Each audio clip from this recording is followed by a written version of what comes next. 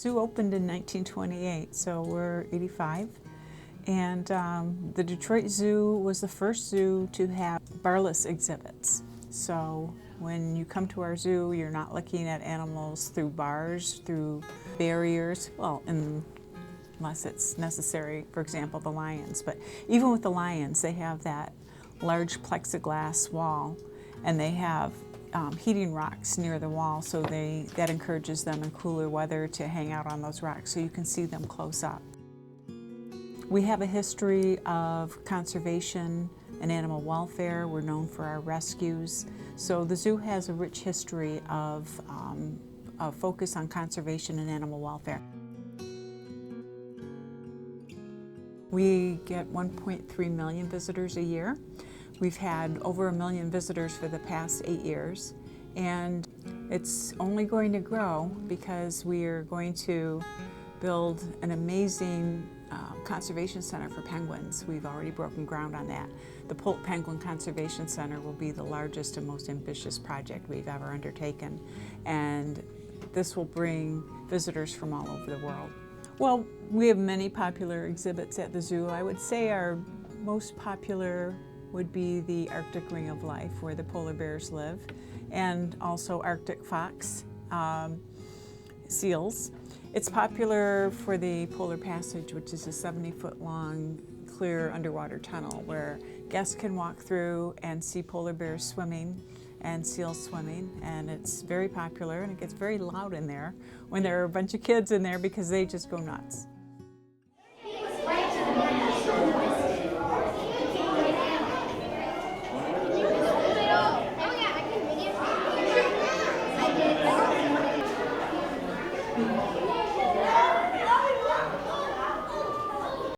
The great apes of Harambe is another one that's very popular. It's large, so people can see the apes in a naturalistic habitat and also see them in their day rooms when the weather's inclement. But the day rooms really afford a nice up-close view of the animals, and we have some youngsters in there, so people really love that.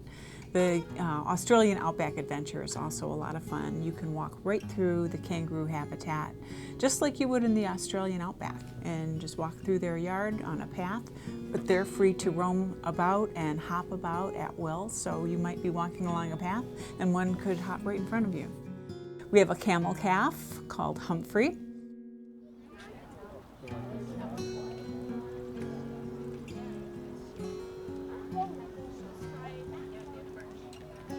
We just got a new species of bird called a pinkback pelican, and these birds are so cool.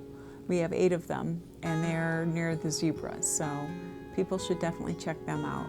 Very many rescues in the past several years. Actually, the most recent was a confiscation that we assisted on last week with animals that were found in a garage in Warren. We have had in the past lions that were found guarding crack houses in Detroit, lions that were being kept in junkyards.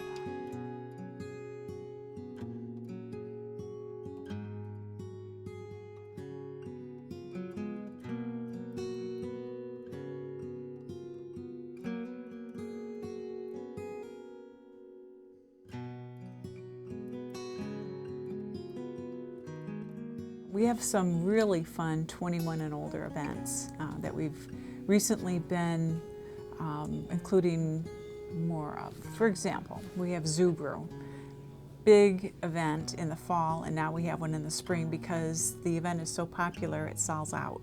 And then we see tickets being scalped on Craigslist. So we have about 80 breweries, and people can walk around and sample some brew and see the animals after hours, so that's a lot of fun. We have a similar one called Wild Beasts, Wild Wine, and that's in July, again, 21 and older.